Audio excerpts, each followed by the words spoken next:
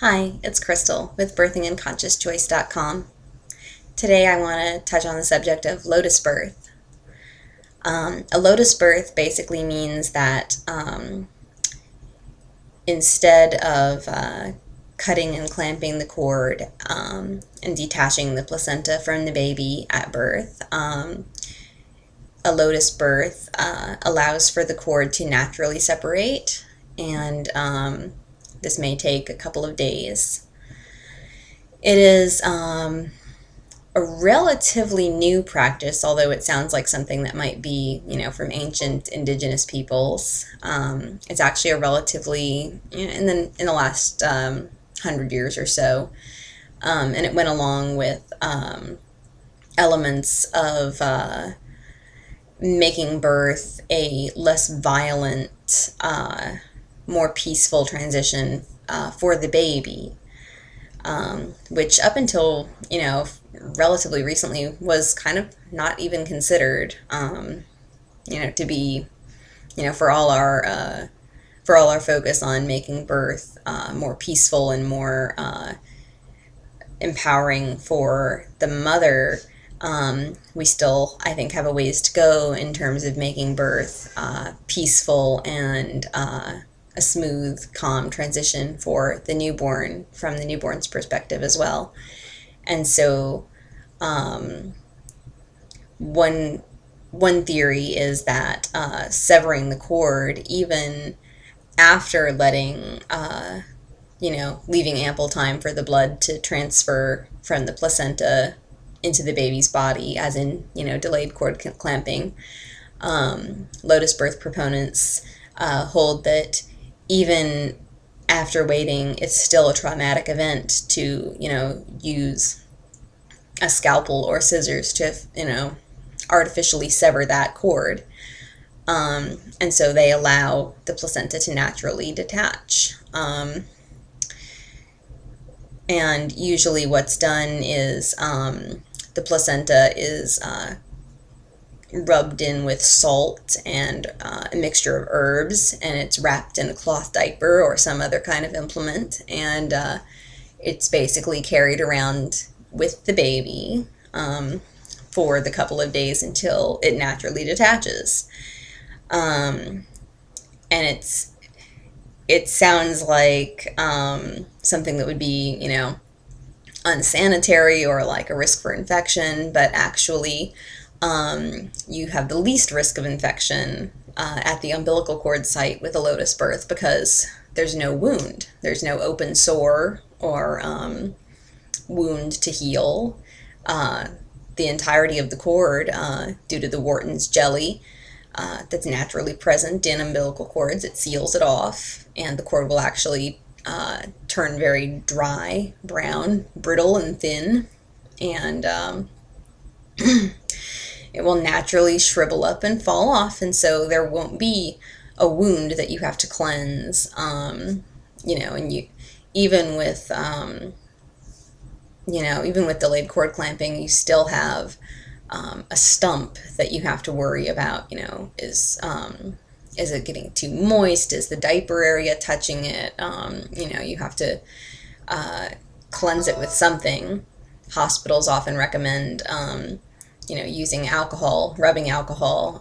I personally find that very unpleasant, and it's cold and it's drying, and it almost always makes your newborn cry when you put the rubbing alcohol on the umbilical cord stump.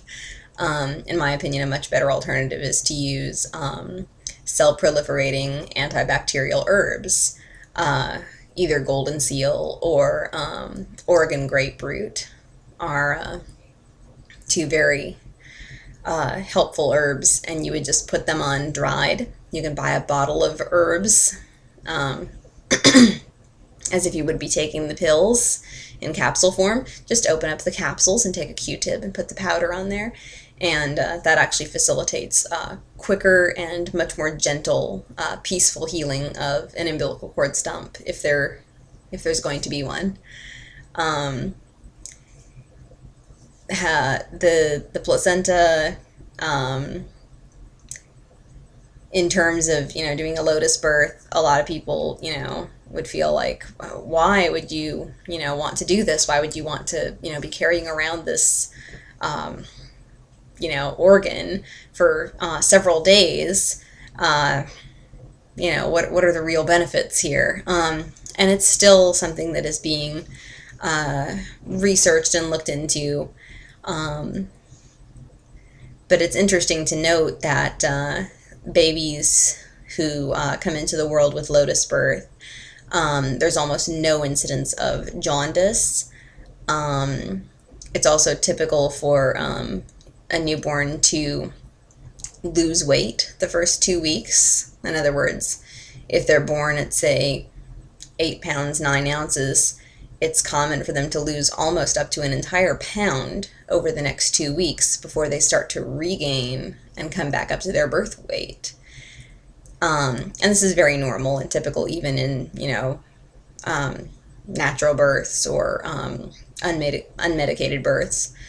However, in lotus births, that's not present. That's not seen. There is no initial weight loss before baby starts gaining and growing, which is interesting.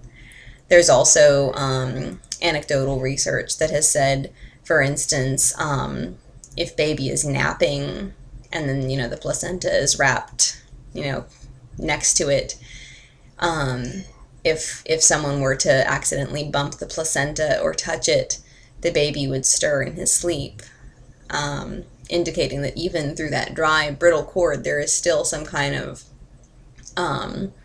unseen connection between the two. And it does make sense. In many cultures, there are, deep emotional traditions associated with the placenta, whether or not the cord is cut. Either they'll bury it or they'll, do some kind of honoring ceremony to do with the placenta, because the placenta actually grows from the same cells as the baby. It's the same DNA. When that sperm and egg combine, the placenta is one half of that group of cells and the baby is the other. And so there is a definite connection there. The placenta is, the closest thing that baby has in utero. They're very familiar with the placenta for, those 9 to 10 months that they're in their water world before they're born. And so I find it, regardless of, whether or not you want to do a lotus birth, I do find it kind of sad and disconcerting that in our culture, in modern times, the placenta is just regarded as, biohazard medical waste. They just, throw it away.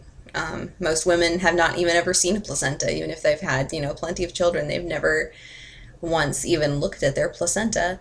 And I find that a little sad. I think that, it deserves a little respect and reverence. It was your baby's first nourishment and first, connection to life, if you will. And so there's a lot about lotus birth and placentas that people are still just finding out and just learning about. And so I think that we're going to hear more about lotus birth as time goes on, especially from a cultural standpoint of nonviolence toward children. I believe peaceful parenting starts at birth, and lotus birth is one way that we can maybe address the transition and create a more peaceful one for our babies.